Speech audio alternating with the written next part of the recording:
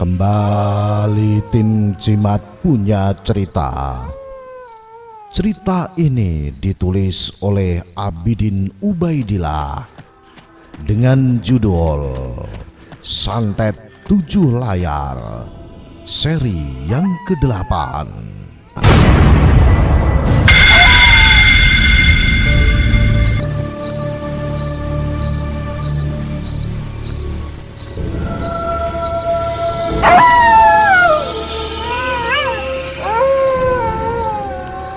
Sepulang dari Polindes, aku langsung mengantar Mbak Nila pulang ke rumahnya.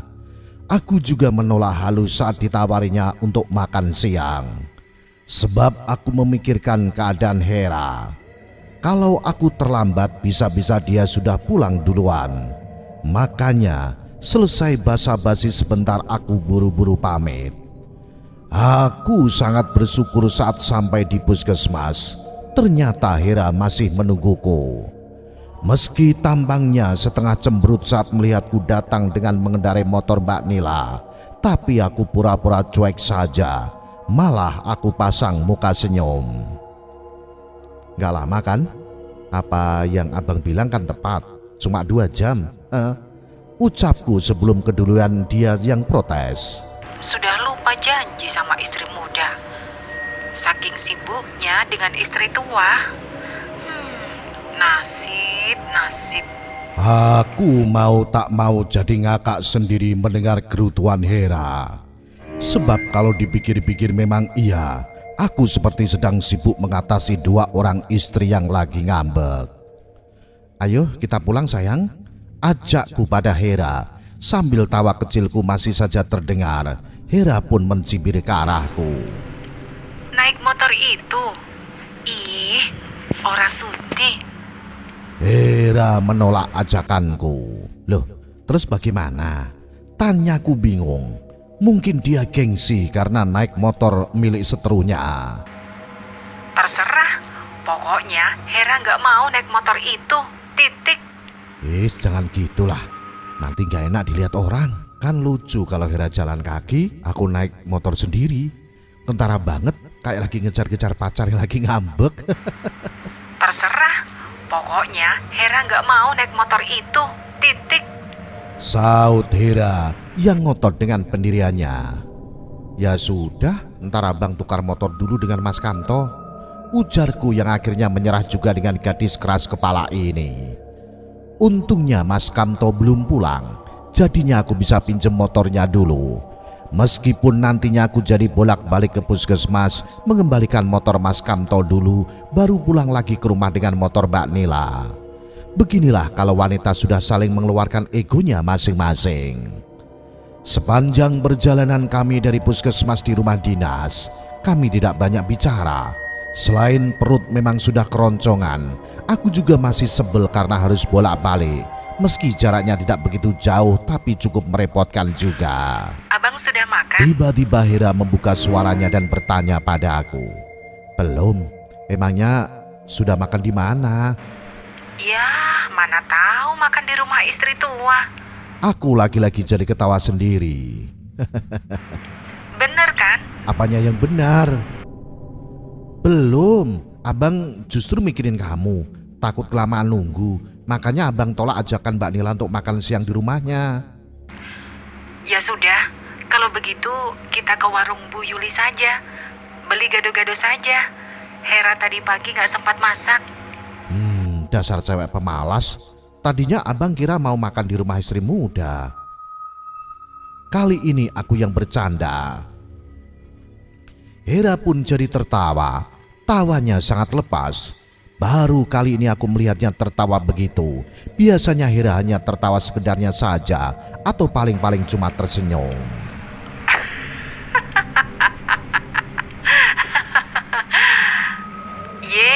Hera kan nggak tahu kalau abang hari ini gilirannya ke istri muda. Selama ini kan kalau makan siang pasti abang ke rumahnya Mbak Nila. Kayak yang betulan aja. Emang mau jadi istri muda? Ya, tergantung. Kok begitu? Tergantung apanya? Hera malah tertawa dan tanpa terasa kami sudah sampai di warung Bu Yuli. Untung gado-gadonya masih ada karena memang hari sudah siang. Kok tumben siang bener, Mbak? Tanya Bu Yuli sambil menyiapkan gado-gado untuk kami. Iya, Bu. Ini nih Pak Dokter ini lagi sibuk jadi tukang ojek. Jadinya kesiangan pas giliran Hera. Aku dan Bu Yuli juga ikut tertawa, meski tertawaku jelas agak keki. Kok aku disebut tukang ojek? Turun dong jabatanku. Ini dibungkus atau mau makan sini, Mbak Hera? Bungkus aja, Bu. Mau makan di rumah. Kan enak kalau makannya cuma berdua. Jawab Hera sambil menoleh ke arahku. Aku justru pura-pura menoleh ke arah lain. Oh, gitu ya. Mbak Hera dan Pak Dokter ini pacaran ya? Emang serasi loh. Aku dan Hera jadi terkejut mendengar ucapan Bu Yuli itu, dan kami pun juga saling pandang. Ini bakal menjadi gosip hangat.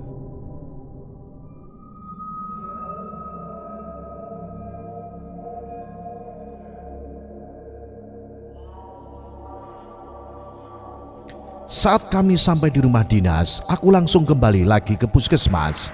Hera yang melihatku memutar balik motor langsung bertanya. Bang, gado-gadonya ini bagaimana?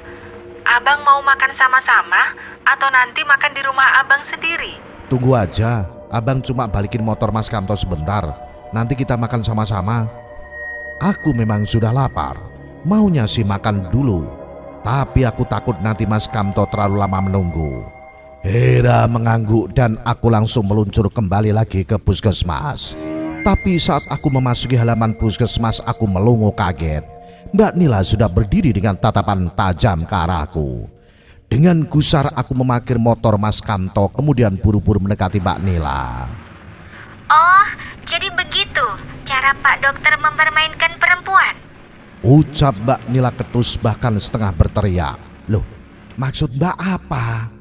Tanyaku yang kurang paham dengan ucapan Mbak Nila. Pak Dokter pura-pura baik sama saya, tapi rupanya Pak Dokter justru lebih percaya dengan Hera. Aku terkaget. Baru kali ini Mbak Nila membentakku. Apakah ia begitu marah? Tapi ini hanya sekedar salah paham saja. Mbak Nila tidak mengerti maksudku yang sebenarnya. Aku berusaha mendekat, tapi Mbak Nila buru-buru berlari ke arah motornya. Aku langsung mengejar Mbak Nila. Aku tak mau persoalan ini bertambah rumit karena salah paham. Mbak, tunggu. Tapi Mbak Nila tak memberiku. Ia langsung starter motornya dengan cepat berlalu meninggalkan aku. Aku ingin mengejar Mbak Nila. Hanya saja aku jadi ingat Mas Kamto. Tentunya dia masih menunggu. Baru saja aku berbalik dan akan menuju ke arah pintu masuk puskesmas, Mas Kamto sudah berjalan menghampiriku.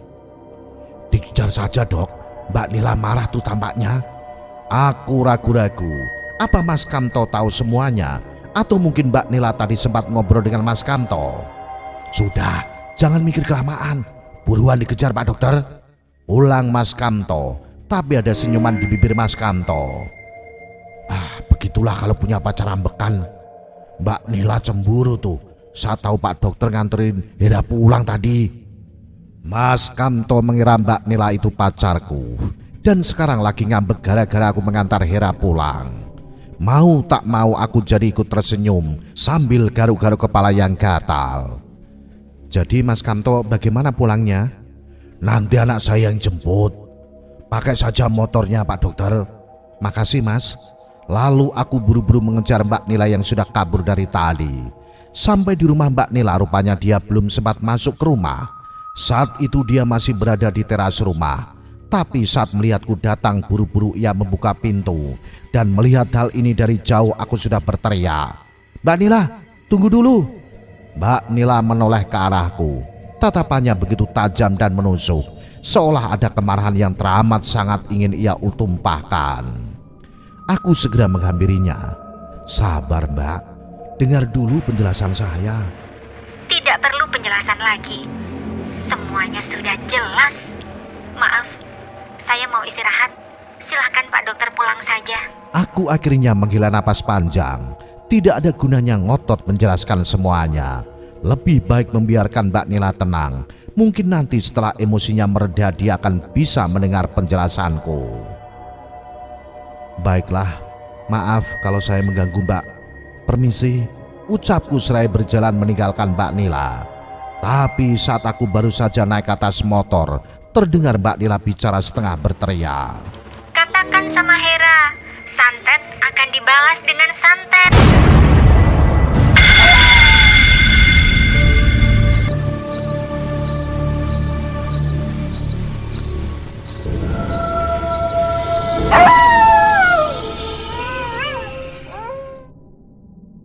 Semula aku diam saja. Aku tak mau menanggapi ucapan Mbak Nila yang sedang emosi itu. Tapi saat aku sudah di jalan, ucapan itu terngiang-ngiang di telingaku. Apakah maksudnya Mbak Nila akan menyantet Hera? Hal ini tidak boleh terjadi. Aku harus mencegah agar semua ini tidak menimbulkan perseteruan berlarut-larut. Sebab kalau sampai Mbak Nila dan Hera saling seteru dengan santet, bisa-bisa Nyi Rusmina guru Mbak Nila tidak tinggal diam. Begitu juga dengan Nek Romlah tidak akan membiarkan cucunya yaitu Hera jadi bulan-bulanan Nyi Rusmina. Setelah itu aku menuju ke rumah Hera. Hera kaget saat saya membawa sepeda motor dan saya jelaskan memang sepeda motor Nila diambilnya. Iya, motor Mbak Nila sudah diambil orangnya. Mana gado-gado abang? Tanyaku, karena memang perutku sudah benar-benar lapar. Hera masuk ke dalam rumahnya. Kemudian dia keluar lagi dengan membawa 2 bungkus gado-gado. Loh, kamu belum makan? Sebab agak lama juga aku tadi pergi. Aku pikir Hera sudah makan lebih dulu. Iya, belum. Kan janjinya tadi mau makan sama-sama. Jawab Hera. Dengan cekatan ia menyiapkan semuanya. Sambil makan gado-gado aku menceritakan secara singkat apa yang terjadi. Juga ucapan Mbak Nila yang lebih mirip ancaman untuk Hera. Aku lihat Hera tidak begitu kaget. Reaksinya biasa-biasa saja. Entah apa sebenarnya tanggapan dari gadis ini. Mendengar ceritaku, Hera sempat sombong akan melihat sehebat apa Mbak Nila dengan ilmunya itu. Sesaat kemudian Hera berdesis pelan. Jadi kamu akan menanggapinya? Orang yang jual pantang kalau tidak dibeli. Saut Hera sambil tersenyum sinis. Tidak usah terlalu ditanggapi. Mbak Nila sedang emosi saja. Nanti kalau dia sudah tenang, abang akan menemuinya. Ujarku menenangkan Hera. Abang tuh jangan terlalu merendah. Apalagi tunduk sama Mbak Nila. Hera meletakkan gado-gadonya yang baru dimakan sedikit. Ia meraih gelas yang berisi air putih dan meneguknya sampai habis. Maksudnya? Tanyaku yang kurang paham dengan ucapan Hera. Abang, berhentilah untuk menjadi penengah di antara kami. Abang itu gak bisa menjadi penengah karena abang itu cenderung menjadi berpihak pada keduanya. Abang sendiri yang akan sulit nantinya. Di satu sisi, abang gak enak sama Mbak Nila. Di satu sisi juga, abang gak enak sama Hera kan? Abang itu jadinya ibarat bola bang, bisa di-over sana-sini.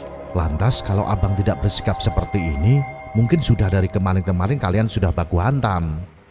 Iya, Hera paham kok. Tapi sikap abang ke Mbak Nila juga jangan terlalu lembek. Abang nantinya bisa diinjak, tahu nggak? Nampaknya Hera sedang mengeluarkan unek-uneknya. Jadi apa yang selama ini abang lakukan itu salah? Aku sedikit protes. Sebab menurutku apa yang aku lakukan itu sudah sesuai jalurnya. Tidak sih bang.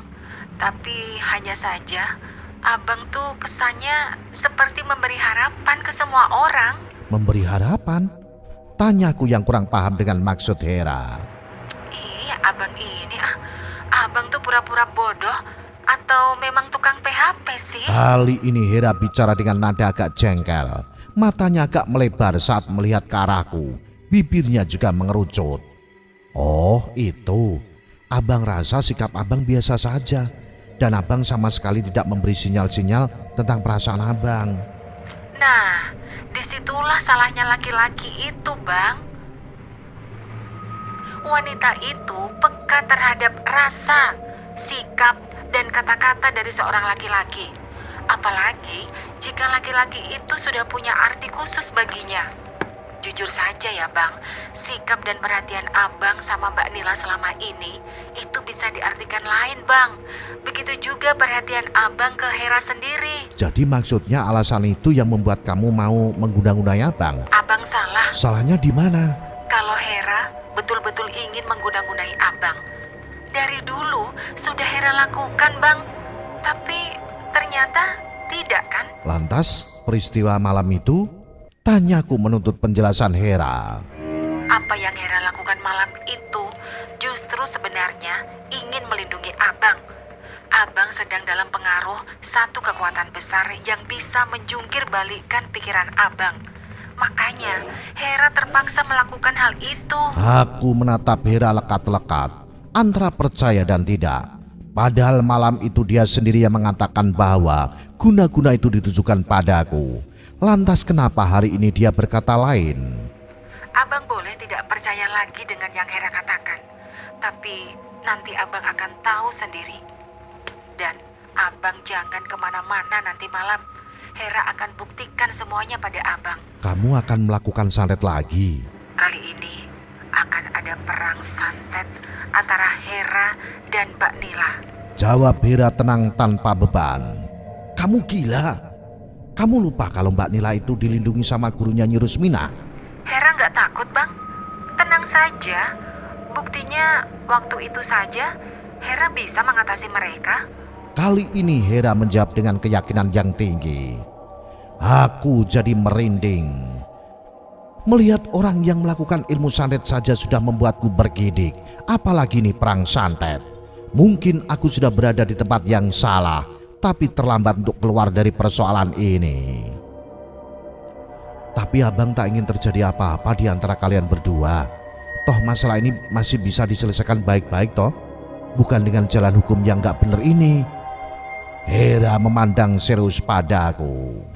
Hera setuju Bang. Bahkan Hera sangat dukung saran Abang itu. Tapi seperti yang Abang lihat sendiri kan, apa Mbak Nila bisa menerima usulan Abang itu? Mbak Nila itu hanya cemburu sama kamu, Hera.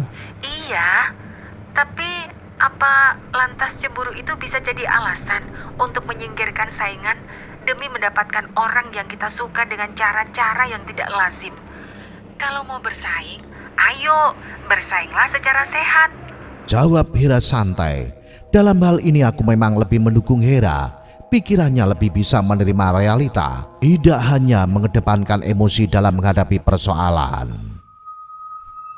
Ya sudah, pesan Abang, hati-hati ya. Aku sudah tak ingin berdebat lagi dengan Hera. Abang juga harus hati-hati Bang. Nanti malam lebih baik Abang kesini saja. Selain untuk membuktikan apakah ancaman Mbak Nila itu benar, sekaligus juga Hera bisa menjaga Abang seandainya santet itu justru ditujukan kepada Abang. Aku hanya mengangguk dan mohon pamit dari rumah Hera. Lebih baik aku istirahat. Otakku betul-betul lelah dengan persoalan ini. Mungkin dengan tidur sejenak pikiranku bisa segar kembali. Dan siapa tahu muncul ide-ide yang lebih baik.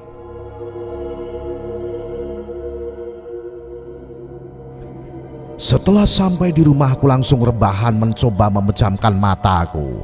Tapi ketika mataku hampir terlelap, terdengar ketukan di pintu depan.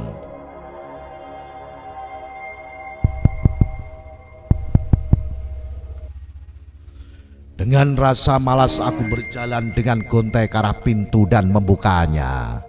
Rupanya Hera sudah berdiri di depan. Pakaiannya tampak rapi. Mau kemana dia? Ada apa? Tanyaku saat tahu kalau Hera yang datang. Setelah Hera pikir, alangkah lebih baiknya kalau kita ke Lubuk Linggau sekarang. Kita? Sekarang? Tanyaku yang agak aneh mendengar usulan Hera itu. Iya, Hera dan Abang, kita. Loh, memang kenapa? Lebih baik kita ke sana, Bang. Ada bapak sama ibu, juga ada Nek Romlah. Abang tentu paham kan maksud Hera? Saud Hera menjelaskan maksudnya. Tapi ke sana itu jauh loh. Bisa-bisa maghrib kita baru sampai di sana. Aku mengemukakan alasanku. Jujur aku agak keberatan. Sebab jika sampai Mbak Nila tahu aku pergi ke rumah Hera, bisa-bisa tuduhannya kalau aku berpihak ke Hera makin menjadi-jadi. Dan sudah tentu ini memancing permusuhan yang lebih luas. Kita bawa motor Mas Kamto saja. Sampai di Muara Beliti, nanti kita titip. Nanti dari situ banyak kok mobil yang ke Lubuk Linggau. Aku memandang Hera sesaat, tapi melihat dari sinar matanya yang sangat mengharap aku mengikuti anjurannya, rasanya tak sampai hati juga mengecewakannya. Ayolah Bang, besok juga libur kan? Jadi kita nggak ada masalah dengan pekerjaan. Besok sore kita kembali lagi ke sini. Setelah menimbang-nimbang sejenak aku pun berkata, baiklah, mungkin ada benarnya juga kita ke sana. Setidaknya ada orang tua tempat kita bertukar pikiran. Hera tersenyum mendengar aku menyetujui ajakannya.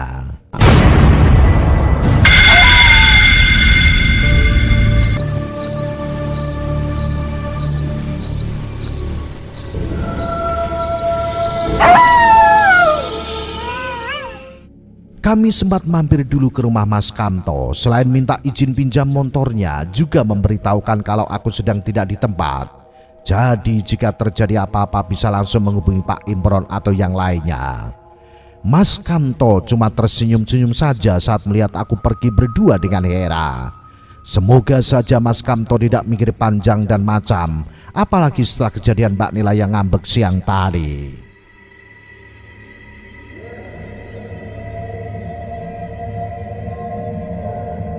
Perjalanan ke Muara Beliti cukup melelahkan juga. Hampir 2 jam dengan motor. Padahal aku lagi ngantuk berat. Untungnya sesampai di Muara Beliti kami singgah dulu di tempat kenalan Hera. Selain menitipkan motor, minum kopi sejenak sudah menghilangkan rasa kantukku. Atas bantuan kenalan Hera, kami menumpang mobil proyek yang kebetulan sore itu mau ke Lubuk Linggau. Jadinya di bumil itu aku bisa memejamkan mataku barang sebentar. Aku tak begitu peduli dengan pemandangan yang indah antara Muara Beliti dan Lubuk Linggau, karena rasa kantukku yang sudah menyerang sedari tadi lebih menguasaiku. Aku terbangun saat sudah mendekati daerah Megang Sakti. Hera yang membangunkan aku dan mengatakan kalau kami sudah hampir sampai. Ih, Abang, nyenyak banget tidurnya. Iya, habis abang ngantuk banget. Kan tadi waktu Hera mau ngajak abang pergi, abang tuh baru aja merem. Sautku santai. Kami sampai di rumah Hera saat menjelang maghrib. Kedatangan kami yang mendadak memang sedikit membuat orang tuanya kaget. Apalagi kami hanya datang berdua. Tatapan ibunya Hera justru mengandung yang mengandung tanya. Sementara bapaknya seperti umumnya laki-laki bisa menetralisir keterkejutannya dengan cepat. Karena memang waktu maghrib sudah masuk, kami tidak banyak berbasa-basi. Orang tuanya Hera segera mempersilakan aku mandi dan sholat. Baru setelah sholat aku duduk di ruang tamu bersama bapak dan ibunya Hera. Sementara Hera, aku sendiri tak tahu ya sedang apa. Semoga sedang menyiapkan makan malam, soalnya memang perutku sedang lapar. Ibu kaget loh lihat Nak Rahman dan Hera mendadak kemari. Soalnya Hera itu biasanya ngasih kabar dulu kalau mau pulang, jadi bisa dijemput. Bu Juwarni, ibunya Hera, membuka pembicaraan. Iya Bu, maaf kalau kedatangan kami membuat keluarga di sini jadi kaget. Tapi tidak ada kejadian apa-apa kok. Idenya itu mendadak datangnya tadi siang. Hera pamit mau pulang jadi saya kepingin ikut. Jawabku menjelaskan. Aku tentunya sengaja berbohong sedikit. Sebab jika aku bilang Hera yang memaksa mengajakku kemari, tentu orang tuanya akan marah pada Hera. Oh, tadi Hera juga sudah cerita sekilas. Meskipun ibu sama bapak ini belum mengerti benar duduk persoalannya, tapi memang lebih baik kalau kalian kemari. Inilah kita bicarakan lebih serius. Aku hanya mengangguk. Untung Hera sudah cerita sama orang tuanya, jadi aku tak perlu lagi mengulang cerita dari awal. Kita makan dulu Nak Rahman. Itu Hera sudah menyiapkan makan malam. Nanti agak malam dikit kita sama-sama ke rumah Mak Romlah, ujar Pak Basri, bapaknya Hera. Suasana makan malam yang semarak dan ramah dari keluarga Hera sedikit membuatku terlupa dengan masalah yang kami hadapi. Apalagi Pak Basri orangnya senang sekali bergurau, terutama menggoda Hera. Sampai berkali-kali Hera memasang muka kecut ke arah bapaknya, dan aku hanya tertawa saja melihat Hera yang dicandain Pak Basri.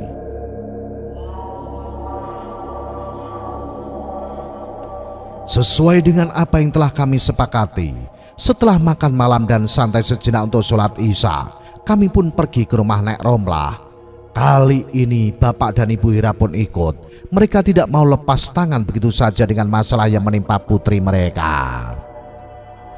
Begitu bertemu dengan Nek Romlah, wanita yang masih nampak muda sudah tertawa kecil saat melihat aku ikut datang bersama keluarga Hera. Lah, kowe datang lagi Cah Bagus. Cucunya Daeng Makatenga mampir lagi kemari. Tentu ada urusan penting, ujar Nek Romlah ketika aku menyalaminya. Nek Romlah pun menepuk pundak bauku. Ada rasa yang aneh ketika Nek Romlah menepuk bauku. Hawa dingin yang menusuk sampai ke dadaku dan juga kepalaku. Rasa kantukku menjadi lenyap. Juga rasa was-was dan cemas yang sedari siang tadi menyelubungiku mendadak sirna. Tangan Nek Romlah seperti mengucurkan air dingin sedingin embun yang memberikan kesejukan dan ketentraman. Mari masuk. Nek Romlah mempersilahkan kami semua masuk ke dalam rumahnya. Tentunya kau kemari karena ada masalah dengan Rusmina kan Hera?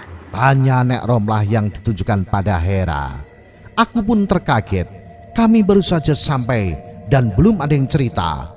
Tapi ternyata Nek Romlah justru sudah mengetahui masalah apa yang kami hadapi. Kadang hal-hal seperti ini di luar nalarku. Tapi mau tak mau aku harus mengikuti semua ini. Iya Nek, sepertinya murid Nyi Rusmina itu sangat menaruh dendam sama Hera. Lagi-lagi dendam karena cinta. Dulu gurunya yang memiliki dendam cinta, sekarang muridnya, dan rasanya ini juga dendam si Rusmina. Aku dan Hera saling pandang. Ada pertanyaan yang ingin kami lontarkan. Aku pun melihat Pak Basri dan Ibu Juwani juga saling pandang. Nampaknya mereka pun ada pertanyaan yang menggelitik sehubungan dengan apa yang baru saja diucapkan oleh Nek Romlah. Kenapa kalian jadi bengong? Hah? Tanya Nek Romlah sambil memandangi kami berempat bergantian. Sudahlah, itu cerita lama, cerita masa muda. Nanti kalian akan tahu sendiri. Tapi yang penting saat ini, baik kau Hera ataupun kowe Cah Bagus, mesti waspada dan hati-hati. Ingat, santet Rusmina bukan sembarangan, tapi bukan berarti tidak bisa dilawan. Lantas apa yang akan kita lakukan, Nek? Tanyaku pada Nek Romlah. Nek Romlah hanya tertawa kecil mendengar pertanyaanku tadi. Sepertinya sedari awal ia sudah menganggap urusan ini adalah hal yang sangat sepele. Tidak ada yang membuat dirinya merasa cemas dan takut. Nah, bagaimanakah kisah selanjutnya? Apa yang akan terjadi kemudian? Ikuti terus cerita misteri bersambung. Santet 7 layar. Salam Jimatres, salam satu misteri. Au!